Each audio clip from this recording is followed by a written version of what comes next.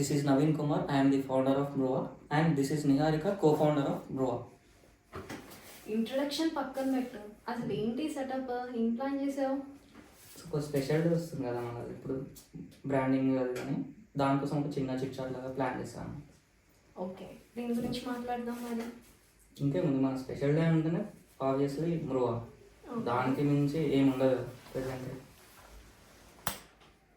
Okay, మన brand గురించి అన్నావు కదా, నాకు చాలా క్వశ్చన్స్ ఉన్నాయి, ఆన్సర్ చేస్తావా? ఓకే.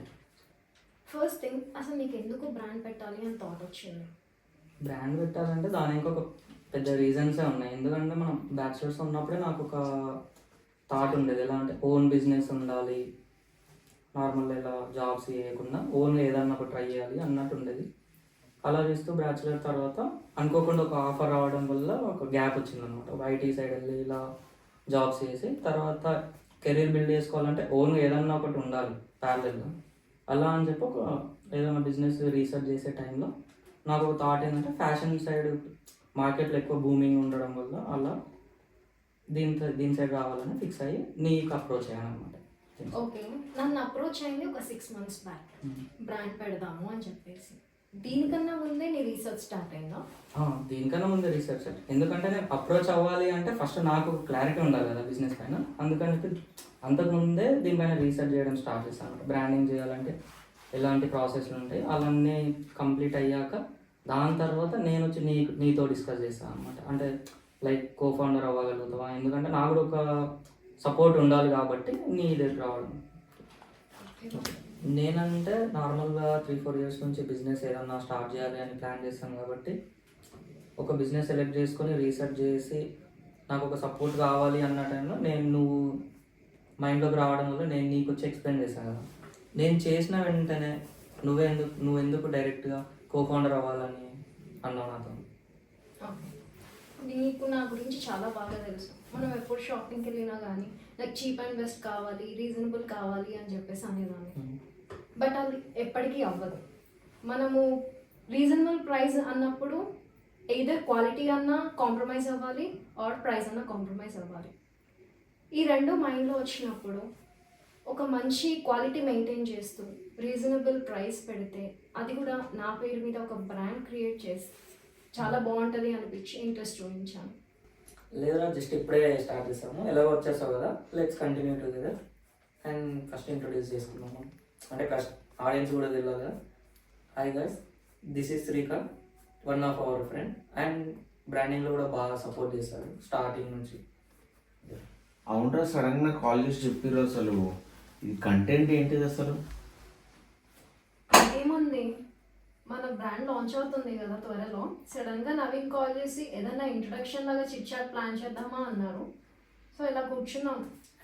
సడన్గా కాల్ చేశారని చెప్పి నేను ఇద్దరు మాట్లాడుతున్నారు కానీ నేనేమన్నాను, నేను ఇట్లా కాల్ చేశాను మనది ఉంది అంటే మీకేం థాట్ అలాంటిది ఏం రాలేదా, ఏదైనా ప్లాన్ చేద్దామని యూనిక్గా?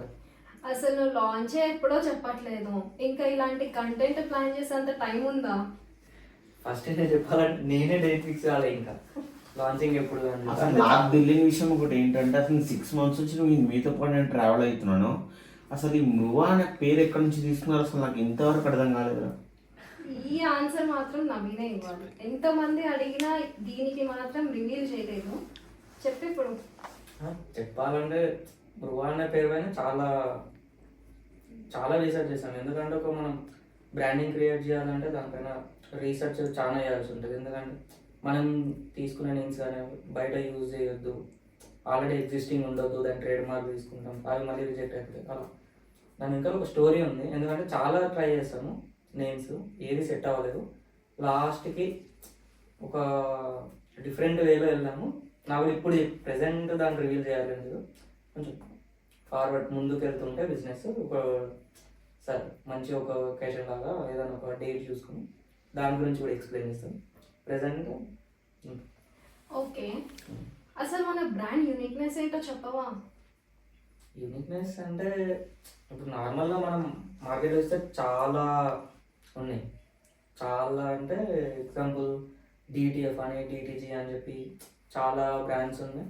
అంటే ప్రతి బ్రాండ్ డిటిఎఫ్ డిజైన్స్ అని చెప్పి అలా వేస్తున్నాయి. ఎంబ్రాయిడరీ అనేది ఎక్కడ లేదు. నాకు ఒక థాట్ ఏంటంటే మనం ఒకవేళ బ్రాండింగ్ అనేది మనం స్టార్ట్ చేస్తే కొంచెం యూనిక్ వేలో ఉండాలి. ఇట్లా యూనిక్ అన్న ఇన్ ద సెన్స్ మనం కూడా డిటిఎఫ్లో వెళ్తే పెద్ద బ్రాండ్స్కి మనకి కూడా కంపారిజన్స్ అంటే ఈక్వల్ అయిపోతుంది. ఇప్పుడు మన బ్రాండ్ ముందుకు రావాలి అంటే చాలా కష్టమే ఇంకా మార్కెట్లో. అలా అని చెప్పి కొంచెం డిఫరెంట్గా ఎలా చేస్తాం, ఎంబ్రాయిడరీ త్రూగా వెళ్తే కొంచెం ఎలా ఉంటుంది అని చెప్పి మనం కూడా మీతో కూడా డిస్కస్ చేసాం కాబట్టి అన్నిటికీ క్రెడిట్స్ నువ్వే తీసుకుంటావా? మాకు ఏది ఇవ్వదా? ఎంబ్రాయిడరీ థాట్ ఎలా వచ్చింది? అది ఆ ఎంబ్రాయిడరీ థాట్ అనేది నిహారికనే ఇచ్చింది అన్నమాట. ఓకేనా? హ్యాపీయా? అవునరా, మనం అసలు క్లాతింగ్ గురించి ఎన్ని ప్లేసెస్ తిరిగినాం, ముంబై, సూరత్, చెన్నై. ఇంకా మనం అసలు రీటైల్ లాగా మనం పెడదామని ప్లాన్ కూడా చేసుకున్నాం. కానీ ఆ ఈ రిస్క్ ఎందుకు తీసుకుంటున్నారనేది నాకు అర్థం కాలేదు. రీటైల్ స్టోర్స్ మనకు తెలిసిన వాళ్ళు చాలా మంది కూడా ఉన్నాయి, వెళ్ళి చూసాం కూడా. రిజెక్ట్ చేయడానికి రీజన్ ఏంటి అంటే బల్క్లో ఆర్డర్స్ తెచ్చేసుకుంటాము, దాని క్వాలిటీ కానీ ఒక డిజైన్ కానీ మనకి ఏది తెలియదు. బట్ ఇక్కడికి వచ్చేసరికి మనమే ఒక క్లాత్ తీసుకొని వచ్చి మ్యానుఫ్యాక్చర్తో డిజైన్ చేయించి దాన్ని కుట్టించి దానికి ఒక యూనిక్నెస్ ఇవ్వాలి అని చెప్పేసి మనం తీసుకొని వచ్చిన థాట్ ఎంబ్రాయిడరీ. ఆ ఎంబ్రాయిడరీ చేసి మనము ఒక క్లాత్ని మనం సెల్ చేసినప్పుడు మనకంటూ ఒక రికగ్నిషన్ వస్తుంది, ఇది మన బ్రాండ్ అని చెప్పేసి. అందుకు రీటైల్ స్టోర్ వద్దు, మనమే ఒక బ్రాండ్ క్రియేట్ చేద్దాము అని చెప్పేసి ఇలా మృవా అనే బ్రాండ్ తీసుకొని వచ్చాము. నా డౌట్ ఏంటంటే అసలు మన బ్రాండ్ మీద మనం అసలు ఆఫ్లైన్ స్టోర్ పెట్టేస్తే అయిపోతుండే కదా. నువ్వు అన్నట్టు పెట్టవచ్చు. ఆల్మోస్ట్ ఇప్పుడు రీటైల్ నుంచి బ్రాండింగ్కి వచ్చామంటే ఆల్మోస్ట్ మన ఎఫర్ట్స్, టైము, ఈ ఇన్వెస్ట్మెంట్ కూడా ఆల్రెడీ బడ్జెట్ ఎక్కువలోనే వెళ్ళిపోయింది. సడన్గా ఇప్పుడు ఇంత రిస్క్ తీసుకున్న టైంలో మళ్ళీ స్టోర్ అని ప్లాన్ చేసాం అనుకో, అది ఇంకా బడ్జెట్ ఇంకా ఎక్కువ కావాలి, ఇన్వెస్టర్స్ కావాలి, అంత రిస్క్ ఎందుకని ప్రెసెంట్ అయితే మనం ఎట్లా ప్లాన్ చేసాం, చిన్న ఆన్లైన్లో నడిపించి ఎలాగో యూనిక్నెస్ అని చెప్పి మనం ఒక ఎంబ్రాయిడరీ కూడా కొత్త టాపిక్ తీసుకొచ్చి దాంట్లో యాడ్ చేసి కొంచెం యూనిక్నెస్ కూడా పెంచాం కాబట్టి దాని రీచ్ని బట్టి ఫస్ట్ మనం లాంచ్ చేశాక కస్టమర్స్ చూడాలి కదా దాన్ని ఎట్లా అట్రాక్ట్ అవుతున్నారా లేదా. ఎందుకంటే డిటిఎఫ్ అవన్నీ కాకుండా కొంచెం యూనిక్గా వెళ్తున్నాము కొత్త కంటెంట్ తీసుకొని. ఒకవేళ అది కూడా తొందరగా రీచ్ అయినాక, ఎంత తొందరగా రీచ్ అయితే మనం కూడా అంత తొందరగా స్టోర్ పెట్టే ప్లాన్. అంటే ఎంత తొందరగా పబ్లిష్ అయితే అంత తొందరగా మనం ఇది ప్లాన్ చేసుకోవచ్చు అని నీ ప్లాన్.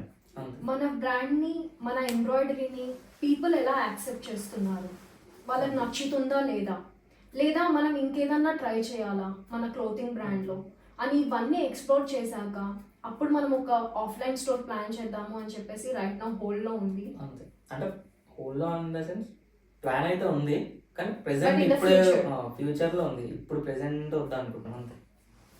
ఇదంతా ఓకే, అసలు లాంచ్ ఎప్పుడు నవీన్? ప్లాన్ చేద్దాం, కమింగ్ సూన్ కానీ అది క్వశ్చన్ మార్క్ అయిపోయింది. దానికంటే ఒక లాంచ్ డేట్ ఉంటుంది కదా, అది రివీల్ చేసేస్తే ఉన్న వాళ్ళందరికీ క్వశ్చన్ మార్క్ అనేది పోతుంది కదా. పోతుంది ఎగ్జాక్ట్లీ, కానీ మనకు కూడా ఒక టైం ఉండాలి కదా, మనం చేసే వర్క్లన్నీ కూడా సెట్ కావాలి అంతా. ఇంకా లాంచింగ్ చేయాలన్నా కూడా అదేం చిన్న టాపిక్ కాదు, ఏదో డేట్ ఫిక్స్ చేసి చేసేది ఏం కాదు. కొన్ని వర్క్లు ఉన్నాయి, అది కంప్లీట్ అయింది. ఫ్యూచర్ మనకు వీలైనంత తొందరగా మనం చేస్తేనే బెస్ట్ అనిపిస్తుంది నాకు.